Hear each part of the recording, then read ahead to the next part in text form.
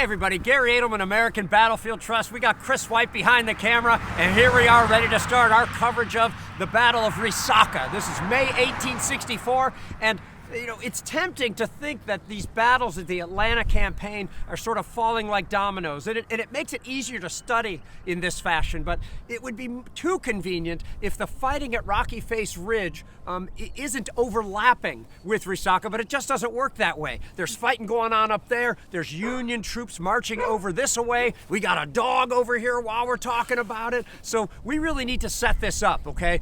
We're on an important area called Bald Hill, and we got our good friend Will Greene setting us up. Hey, thanks, Gary. We are standing at the base of what was known as Bald Hill in 1864. Now, the high ground behind me, the Bald Hill, has been cut down over the years, but it's still a good rise, and it's overlooking the Camp Creek Valley, over which the Battle of Resaca would be partially fought. The road that is off here to my right is the road that leads from Snake Creek Gap to the town of Resaca, which in 1864 was a mere village of about 200 people on the north bank of the Oostenaula River, and a target for Sherman's plan to defeat the Confederate position at Rocky Face Ridge.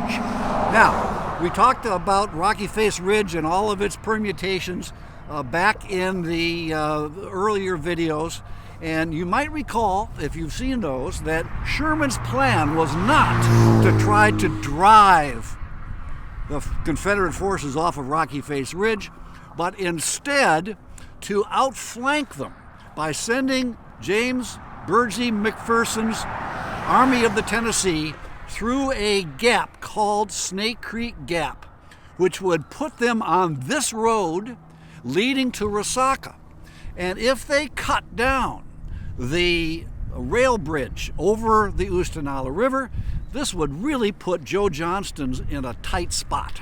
And so McPherson will start on May the 6th, 1864, to move through Snake Creek Gap, undefended and apparently with no knowledge of the Confederates that he was doing this. He reaches Snake Creek Gap on the evening of May the 8th, and on the morning of May the 9th, emerges here and arrives in mid-afternoon at the top of Bald Hill. And as he looks off to the east, towards Resaca, he sees some Confederate forces there. Those Confederates are the 66th Georgia and a small brigade under a man named James Canty, who had just arrived in Resaca from Mobile as part of the reinforcements that Johnston is bringing up to northwest Georgia. McPherson looks over this ground and remembers that during the day on May the 9th, he had been harassed on his way from Snake Creek Gap to the Bald Hill by Confederate cavalry, bashing his left flank and making him have to stop and reface and deal with this Confederate cavalry. So he was a little bit nervous about that. He sends one of his divisions under Tom Sweeney forward to probe at the Confederate position to see how strong they were. He could see a Confederate fort up here. He drove away the 37th Mississippi from Bald Hill, so he knew there were regular Confederate troops here. And after losing about 50 men, including 6 killed in this probe, McPherson decides, I'm a little nervous about this, and he falls back into Snake Creek Gap. Now, this has been considered one of the great lost opportunities for the Union Army here, the opportunity to take Resaca, destroy the bridge, and force Johnston to retreat and be pursued from the rear. And if I may, Will actually looked a little disappointed when he was even retelling it there. I could tell you think it's a lost opportunity indeed. Well, it was, and Sherman will tell McPherson that you've lost the opportunity of a lifetime. Well, was McPherson just an outright coward? Was he an incompetent? Was this retreat without any explanation whatsoever? I would say not. Sherman did not give McPherson any cavalry. He had 1 cavalry regiment with him to do any kind of reconnaissance and flank protection. Grigsby's Confederate Cavalry Brigade was the one that had come down here and was harassing McPherson on his march here. There were no fewer than 3 roads coming from the north that would interdict McPherson's route from Snake Creek Gap to Resaca.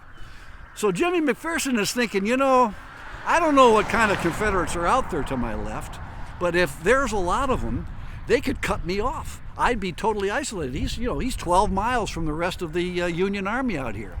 So he thinks that maybe caution is the better move here, and that's why he falls back. In hindsight, was it a mistake? Sure. At the time, was there a rationale for McPherson to do this? Yes, there was. I'm not saying he made the right decision, but he made a decision that has some validity to it. And that's going to delay the fighting at Resaca for another 3 days, which we'll talk about at our next video.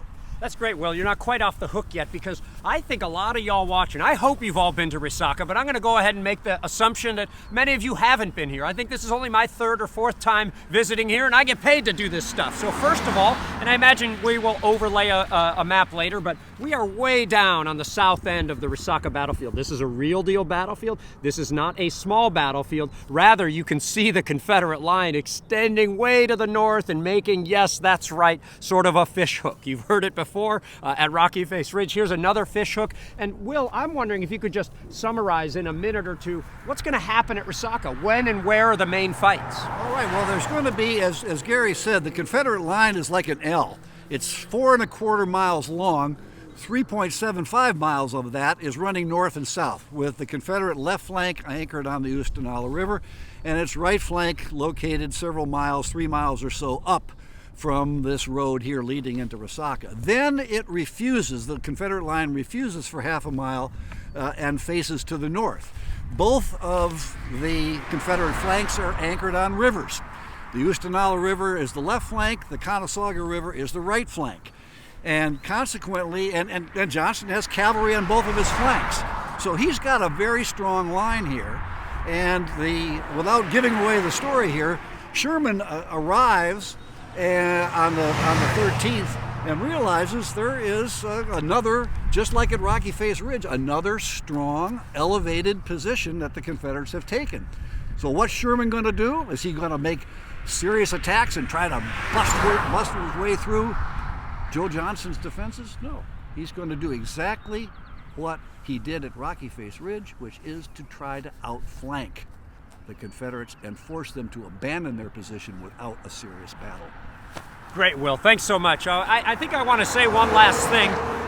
The Resaca Park didn't even exist as a real deal 20, 15 years ago even. This has been a lot of preservationists on the ground here. The Georgia Battlefield Association, thank you so much. And thank you for supporting this particular video trip. And I think when we go inside the park, which is right over Chris's right shoulder, by the way, I think you'll see some of how cool this is. Secondly, I just want to say to anybody who's really wishing that we would be hitting more sites, you try doing from Chattanooga to Atlanta in 4.5 days, shooting 40 videos along the way, and see what you have to leave out. We're probably leaving out more than we are including, so I just wanted to say that this is painful for us to leave off and drive right by so many sites. So come down here yourself, use the American Battlefield Trust Battle app, and get to know the Atlanta campaign just a little bit better. It's free, it's cool, we think it's great.